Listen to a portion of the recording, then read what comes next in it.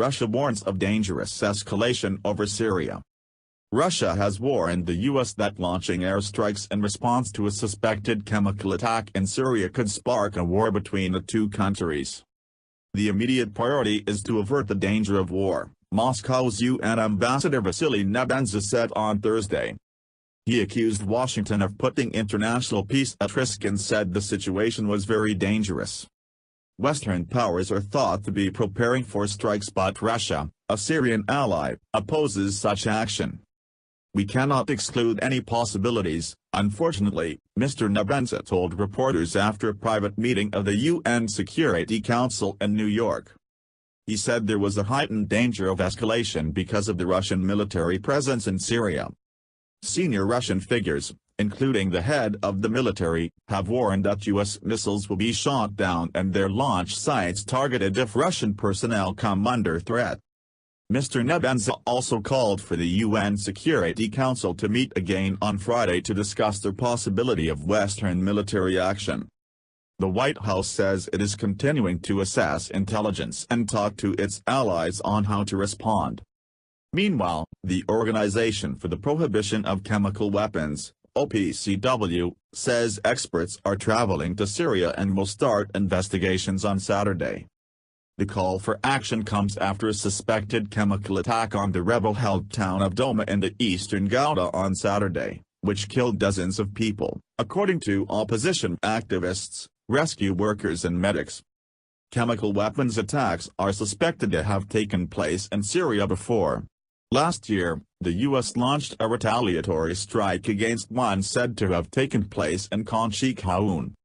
President Bashar al-Assad's government, which receives military backing from Russia, has denied involvement in any chemical attack, calling the reports fabricated. After 6 weeks of heavy fighting and an estimated 1,700 civilian deaths in the eastern Ghouta region, the Syrian government is now said to have control of the area, which lies just outside of Damascus. The final evacuations of about 4,000 remaining Islamist fighters and civilians continued on Friday, according to the UK-based Syrian Observatory for Human Rights Monitoring Organization. The Violations Documentation Center, VDC, which records alleged violations of international law in Syria, said bodies were found with foam at the mouth, discolored skin and burns to the eyes. On Thursday, unnamed U.S. officials said they had blood and urine samples from victims which had tested positive for chlorine and a nerve agent, according to NBC News.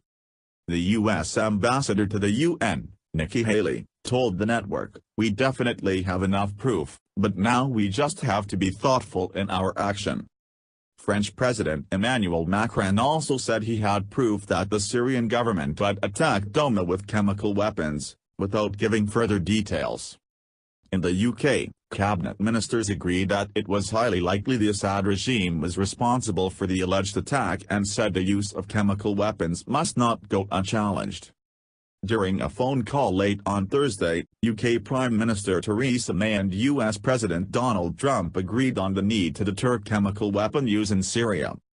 They agreed to keep working closely on the issue, Mrs. May's office said in a statement. On Sunday, the day after the attack, the U.S. president said Russian President Vladimir Putin bore responsibility for the atrocity in rebel-held Douma, because of his support for the Syrian government.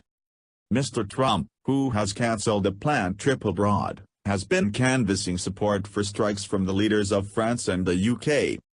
On Wednesday he said the missiles were coming, but on Thursday he tweeted that he had never said when. "It could be very soon or not so soon at all," he said. He later told reporters at the White House, "We're having a meeting today on Syria. We have to make some further decisions. So they'll be made fairly soon."